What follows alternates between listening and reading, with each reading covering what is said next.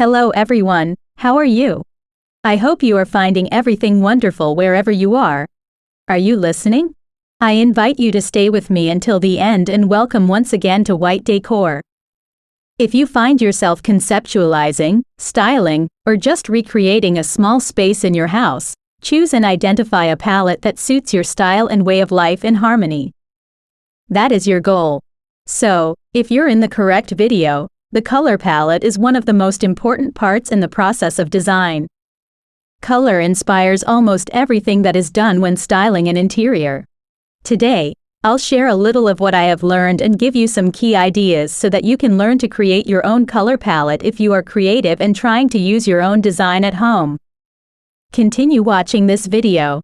Here, I'll share the step-by-step. We start with the inspiration, as it comes to each of us in a different way and from different sources. However, one thing is certain.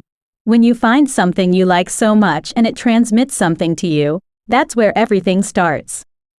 Inspiration can come from where you least imagine it. Sometimes, the idea may be in the pages of a book, in the colors of a landscape, or in a design in an interior store. Whichever way you look, don't be afraid to mix colors, materials, textures, and patterns that work well together.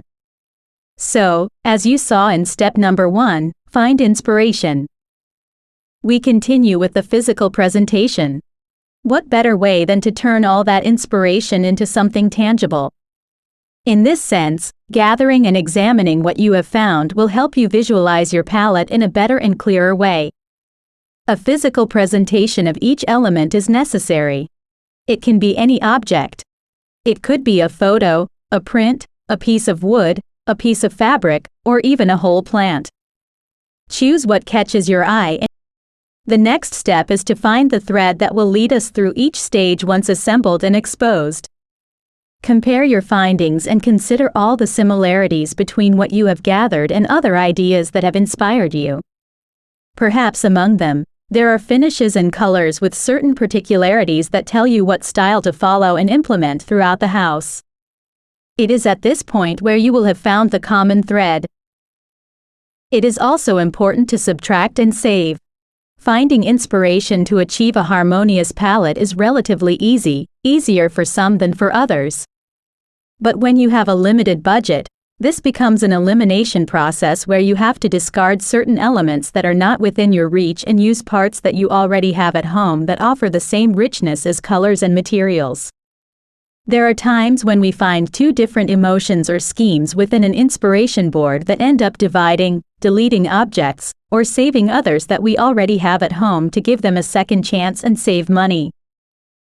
The next step will be to create a mood board. Once you have identified the thread, gather all the inspiration, the images or the elements, and start building a board. This can be physical or digital. For example, you can create a folder on your phone filled with cushion ideas and blankets on a sofa. This way, you will have a much clearer idea when you go shopping. And as a final step, implement your ideas. Depending on what you are creating, the style you seek to implement, and the atmosphere you need for your home, make the color palette reach its maximum potential. Lean on unexpected pieces and use textiles of good quality. Choose paint colors that harmonize the space. At this point, there may be adjustments to make, perhaps with the colors that you originally started with. Don't worry, this can happen to all of us. In interior decoration, it is about comparing and checking again and again. Remember to let creativity guide your process to obtain the best results.